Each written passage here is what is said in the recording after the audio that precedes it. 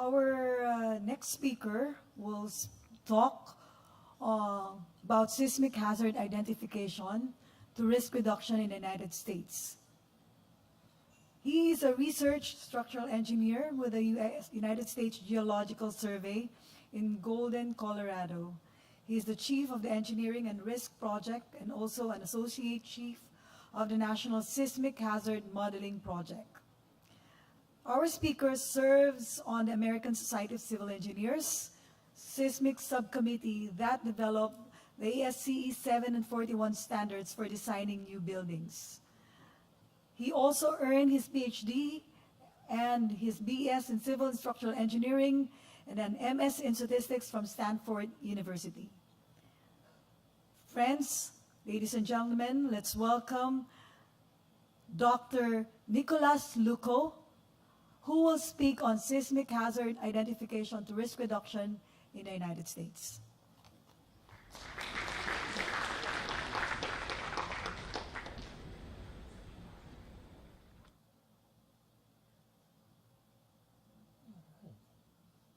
Thank you for the introduction, and to the organizers, it's an honor to be here with you today. So again, I'm a structural engineer with the U.S. Geological Survey. A major part, of course, of identifying risk is starting by identifying the hazard, right? Not only do we need to know about damage, but we need to know about the ground shaking and other effects that cause that damage. And the USGS has been developing seismic hazard models actually since 1976. The most recent one being just last year in 2018.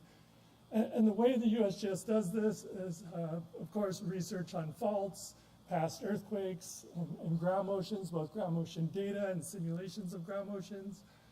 But importantly, USGS gets input and feedback from an open community of hazard modelers. So there's a lot of people in the US besides the USGS that are involved in developing these models. The USGS tries to engage this community by a couple ways. One is through requests for proposals, so the USGS actually funds people outside of the USGS to do research that contributes to the National Seismic Hazard Model.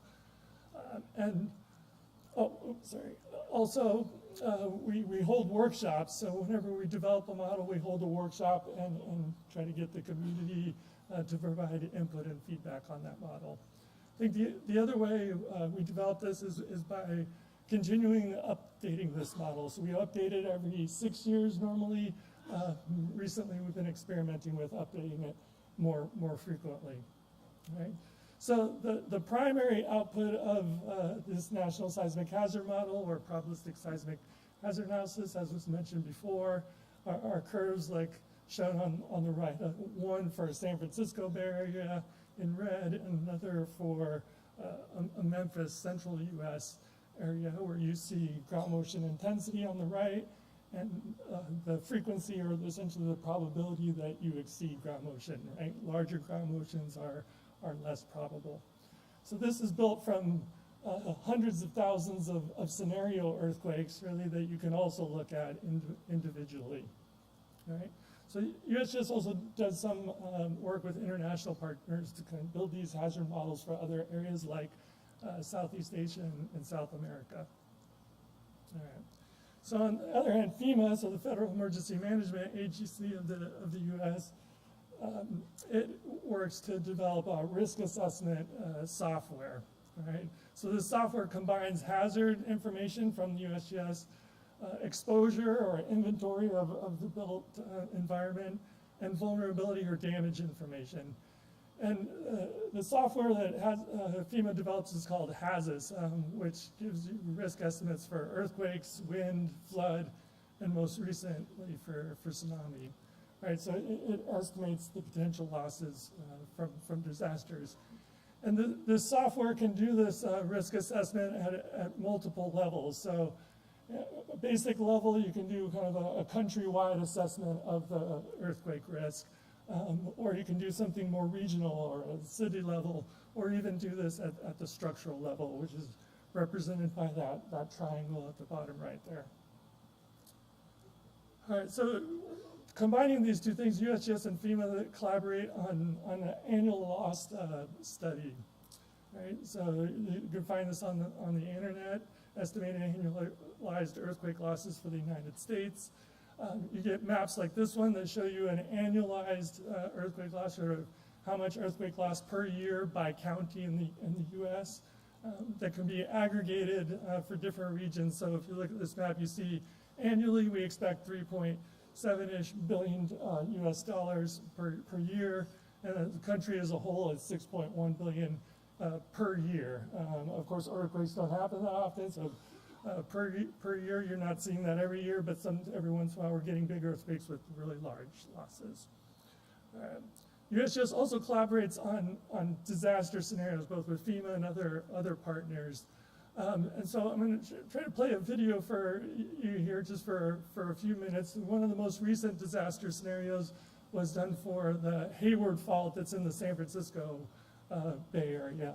And so I'm not sure I can play it from here, but in the back of the room, if you guys could start this video, that would be great.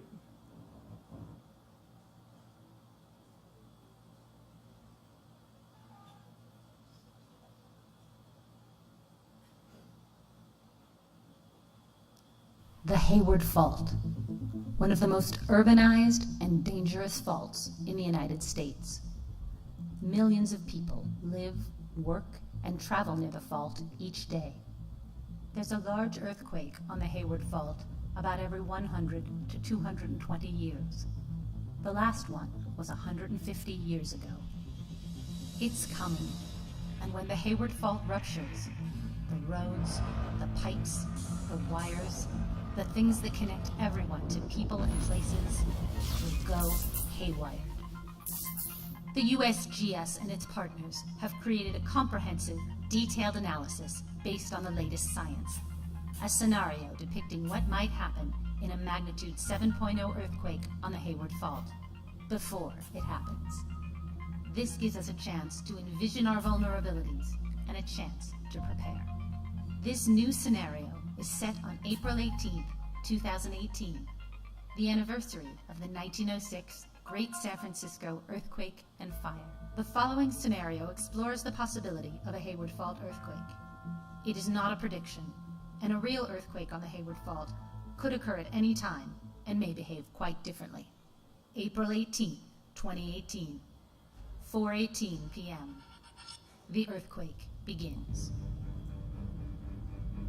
With an epicenter at Oakland, the rupture races 52 miles along the fault towards Fremont and Richmond at speeds of 7,000 miles per hour. In Berkeley and Hayward, the ground shifts 3 to 5 feet, ripping through buried pipes and wires. The USGS shake map shows areas of violent and extreme shaking, lasting up to 30 seconds or longer, causing very heavy damage. Away from the epicenter, a warning arrives up to 25 seconds before strong shaking begins. Impacts and destruction are magnified by a cascade of hazards. In the haywired scenario, 800 people die and 18,000 more are injured. 2,500 people need to be rescued from collapsed buildings, while another 22,000 are trapped in elevators. In this scenario, 77,000 to 152,000 households could be displaced. Some East Bay residents lose water for 6 weeks and up to 6 months in the worst hit areas. Lack of firefighting water could turn some of the more than 400 fires into conflagrations, burning the equivalent of 52,000 single-family homes. Who has power, water, gas, and communications? Every lifeline is disrupted to some extent. This could be the first major U.S. earthquake in the age of the internet. What happens in a disconnected world?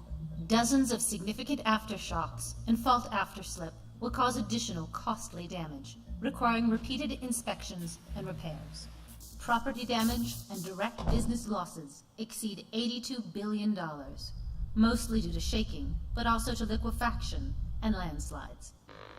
Fires could cause hundreds more fatalities, and an additional $30 billion damage, and would extend the duration of disruption.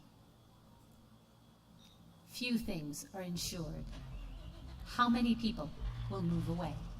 What will such a disaster mean to you, your family, and your community? Acting now can save lives and jobs, businesses, neighborhoods, and homes. The Bay Area has invested over $50 billion since the 1989 Loma Prieta quake, strengthening potential points of failure, infrastructure, and buildings.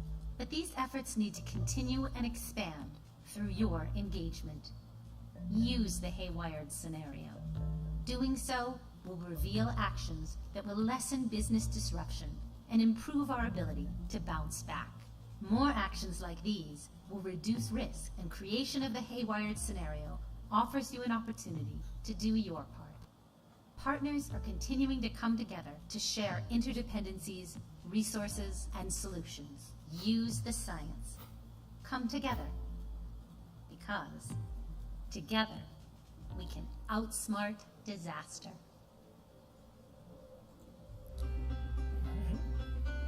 All right, so we can end the video with just credits now.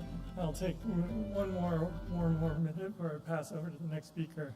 So these are ways that we identify the hazard and risk at USGS. Another thing we do is collaborate on building codes to try to reduce that risk. So we work closely in order to develop what's in the US called an international building code. It's really the US building code, both for new buildings and for existing buildings. So retrofitting existing buildings that are already in place. All right, so we do this, we do this through civil engineers like myself that are hired for this purpose. So we have engineers within the USGS that work together with the engineering community to develop these building codes. We serve on building code committees for this purpose. Our building code seismic loads are directly based on the USGS National Seismic Hazard Model now. They have been for the last 20 years now. And also we work at USGS to try to develop user-friendly web tools that help engineers in the process of designing for earthquakes. All right, I'm gonna skip this one and just leave you at the end with a summary. Thank you for your time, and I look forward to the discussion.